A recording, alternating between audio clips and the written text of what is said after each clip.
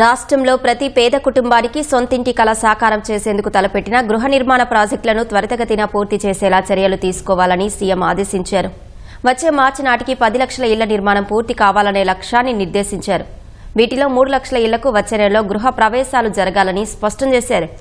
సంక్రాంతి నాటికి మరో 2 లక్షల ఇళ్లు పూర్తి చేసి లబ్ధిదారులకు అప్పగించాలన్నారు.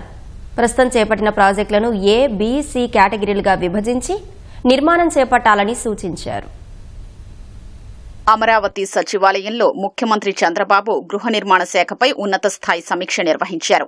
రాష్ట్రంలో ఇంకా ఇళ్లు లేని పేద కుటుంబాల్ని గుర్తించి జాబితా రూపొందించారని ఆదేశించారు. దీనిపై 15 రోజుల్లోగా సర్వే పూర్తి చేయాలన్నారు. పట్టణాల్లో 2 సెంట్లు, గ్రామాల్లో 3 సెంట్లు పేద కుటుంబాలకు ఇస్తామన్న హామీ మేరకు అవసరమైన స్థలాల్ని గుర్తించాలని సూచించారు. పెద్ద కుటుంబాలకు ఉమ్మడి ఇళ్లు నిర్మించే యోచన చేయాలని దిశానిర్దేశం చేశారు.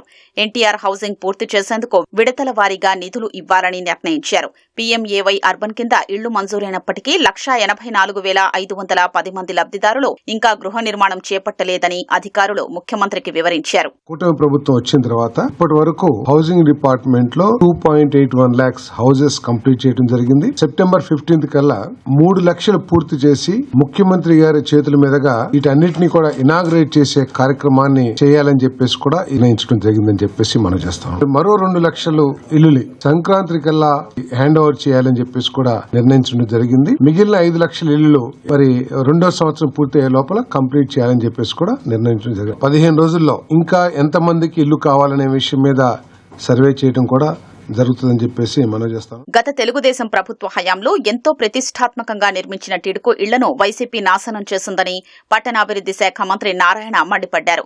విధి విధానాల్ని మార్చేసి అవకతవకలకు పాల్పడిందని ఆగ్రహం వ్యక్తం చేశారు. తాము కట్టిన ఇళ్లకు వైసీపీ రంగులు వేసుకుని ఆ బిల్లులు కూడా కాంట్రాక్టర్లకు ఎగ్గొట్టిందని ఆరోపించారు. ఇంటి లబ్ధిదారుల పేరిట బిల్లులు సృష్టించి ఆ నిధుల్ని ఏం చేశారో తెలియలేదని ధ్వజమెత్తారు. 14-19లోనే 75,000 పూర్తి చేసినాం. పూర్తి చేసి మిగతా పార్షల్ గా చేస్తుంటే మొత్తం మీద అయింది ఎంతంటే 83,072 ఈ రోజుకి. డిసెంబర్కి సంక్రాంతి కల్లా మరొక 1 లక్ష కంప్లీట్ చేయమని ముఖ్యమంత్రి గారు ఆదేశించారు.